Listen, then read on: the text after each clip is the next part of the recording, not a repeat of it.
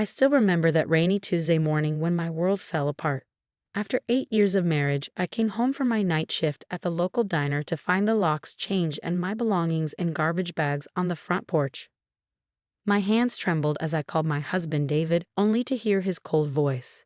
"It's over, Sarah. I've moved on. Don't try to come back." I stood there, rain soaking through my waitress uniform, staring at the house we bought together. Well, the house I bought, technically, my inheritance from my beloved grandfather, had paid for the down payment, but David's name was on all the paperwork. I trusted him completely when he said it was easier that way with his credit score. What a fool I'd been. My phone buzzed again. A text notification from our joint bank account. Balance, $0. 8 years of savings gone. My separate account, also emptied. He'd had access to everything because I'd trusted him. Because I believed in our marriage. I didn't know then that this was just the beginning. With nowhere else to go, I loaded what I could into my old Honda Civic, the only thing still in my name, and drove to my mother-in-law Patricia's house. Maybe there had been some mistake. Maybe she could help me understand what was happening. I should have known better. Patricia opened her door wearing her signature pearl necklace and disapproving frown.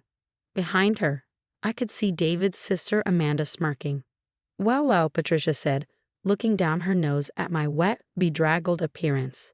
"I suppose you're here to beg for money now that David's finally seen sense." "Patricia, please," my voice cracked. "I don't understand what's happening. Everything's gone. The house, our savings."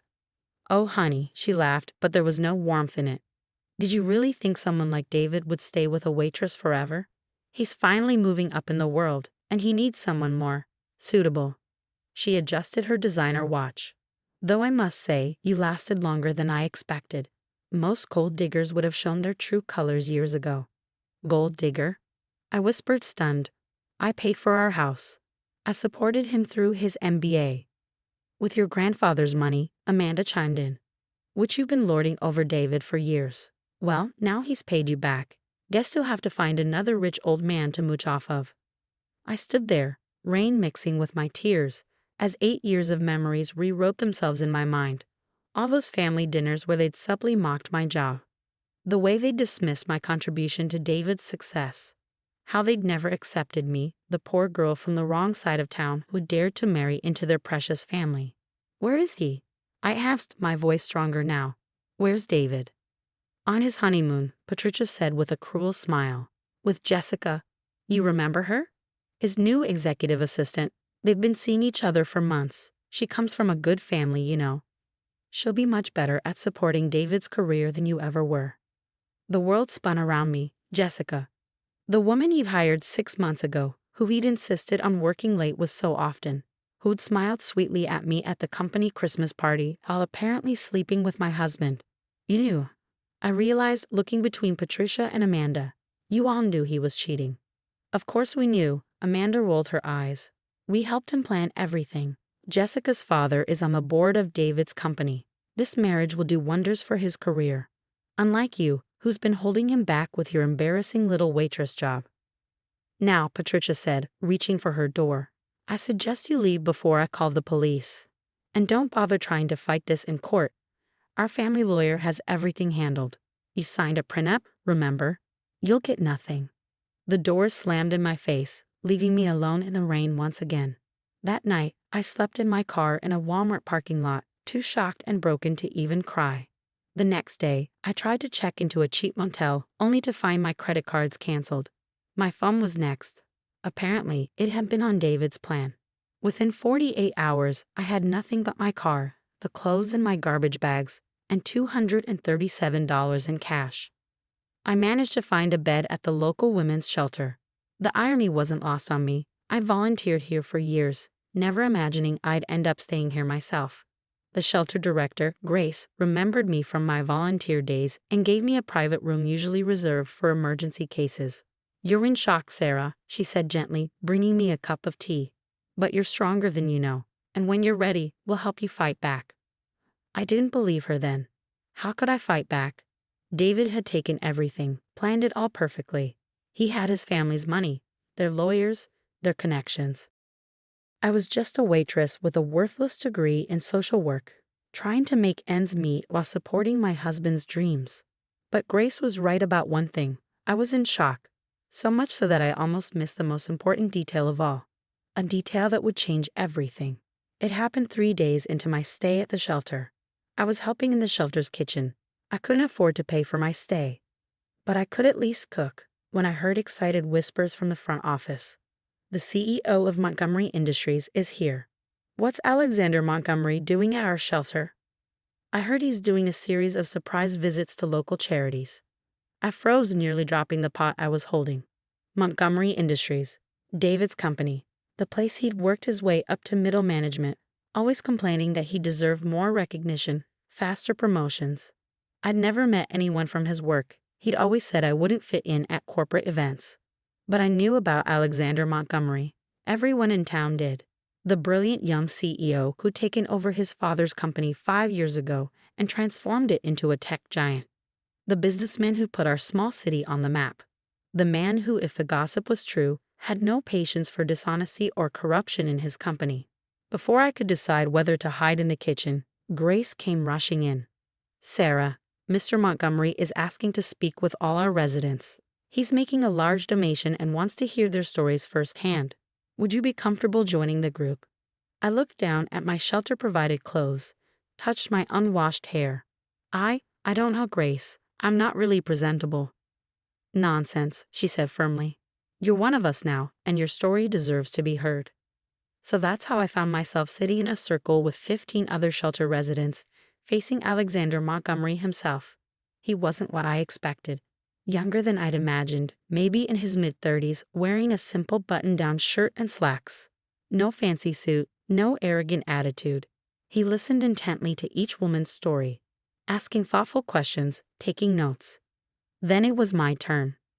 "I'm Sarah," I said quietly.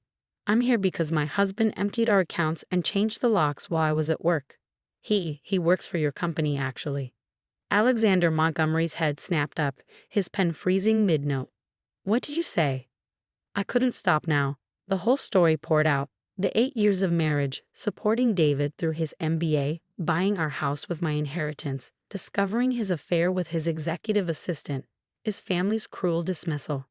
"He's David Chen." I finished, my voice barely a whisper. "In middle management, he just married Jessica Williams. Her father is on your board." The room was dead silent. Alexander Montgomery's face had gone completely still, his eyes intense. "David Chen," he repeated slowly. "The one who's been pushing for a senior director position, who's been claiming his wife is fully supportive of his career moves." I laughed bitterly. Supportive?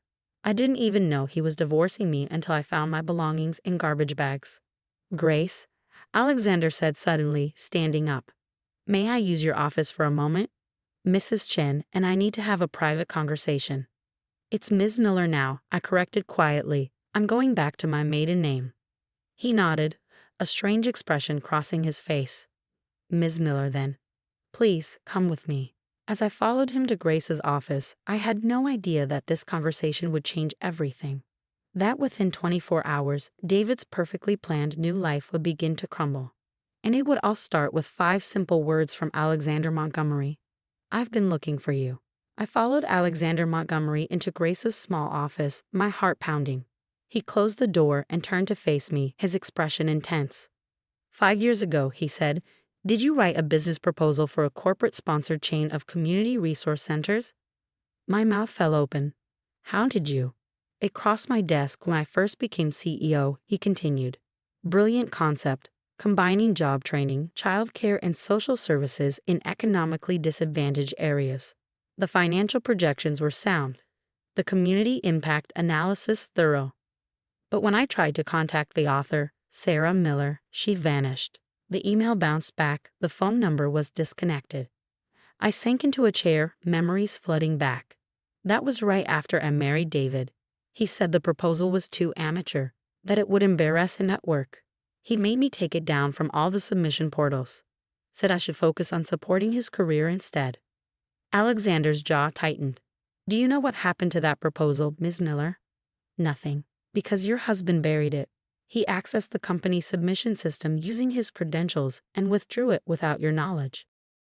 We found the digital trail during a system audit last year. We couldn't locate you. He?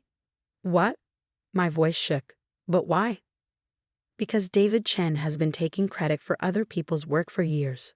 We've suspected, but couldn't prove it. He's very careful. Very manipulative. Alexander sat on the edge of Grace's desk. The proposal's withdrawal caught our attention because it was exceptional. I've been looking for its author ever since. Tears filled my eyes. All those nights I'd worked on that proposal, dreaming of making a difference. All while David was apparently sabotaging me. There's more, Alexander said gently.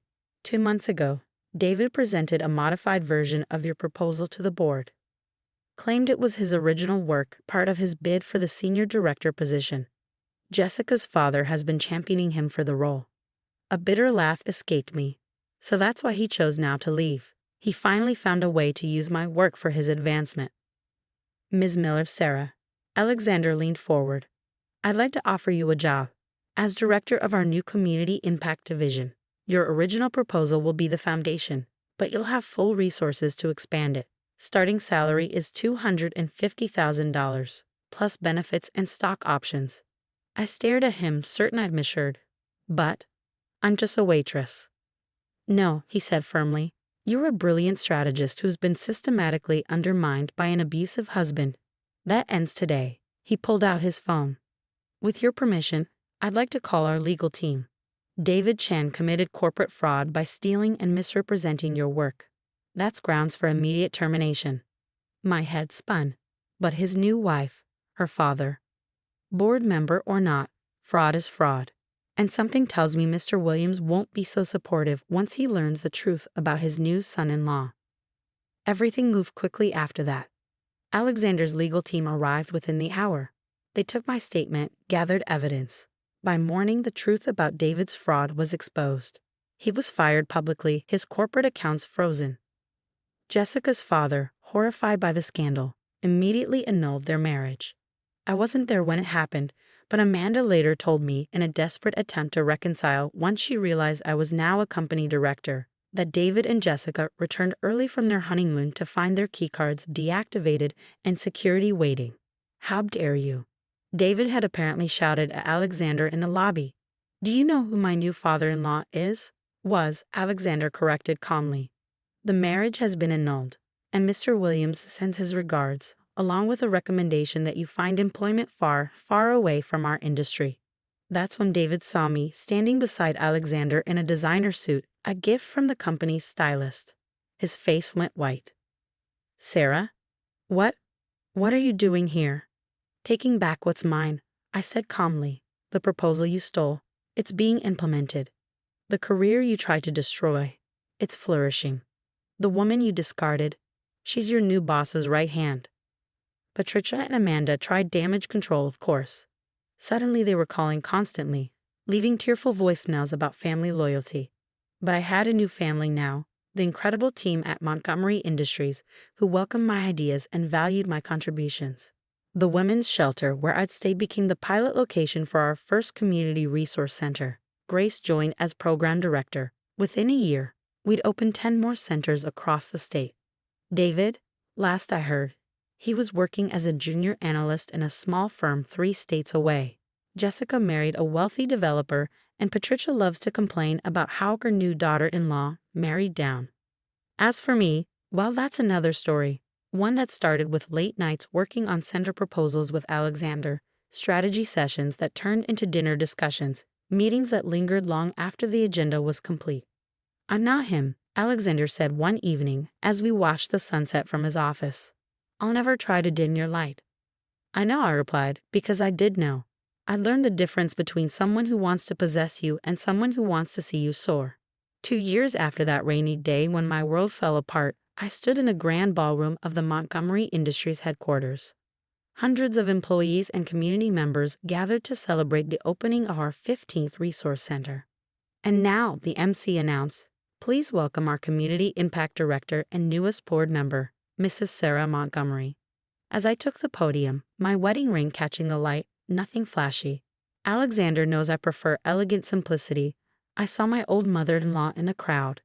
Patricia had wrangled an invitation through a business contact, no doubt hoping to reconcile now that I'd married up. But I wasn't the same woman she dismissed in the rain. Meeting her eyes, I smiled and began my speech. 5 years ago, I wrote a proposal about the power of community support, about how everyone deserves a chance to rebuild, to grow, to shine. Today, we're not just opening another center. We're making that vision reality. I paused, my hand resting on my slightly rounded belly, our first child still our secret for a few more weeks. Sometimes, life's greatest betrayals lead us exactly where we're meant to be. Sometimes, losing everything means making room for everything you've ever dreamed of. And sometimes the best revenge isn't revenge at all. It's living your truth so boldly that those who tried to break you become nothing but a footnote in your success story. Alexander squeezed my hand as the room erupted in applause. And in that moment, I sent a silent thank you to David. His cruelty had freed me. His betrayal had led me here. I'd lost a husband who dimmed my light, but I found a partner who helped me shine. I'd lost a fake family who valued status, but I built a real one based on love and respect. Most importantly, I found myself, the woman who'd always been there, waiting to emerge.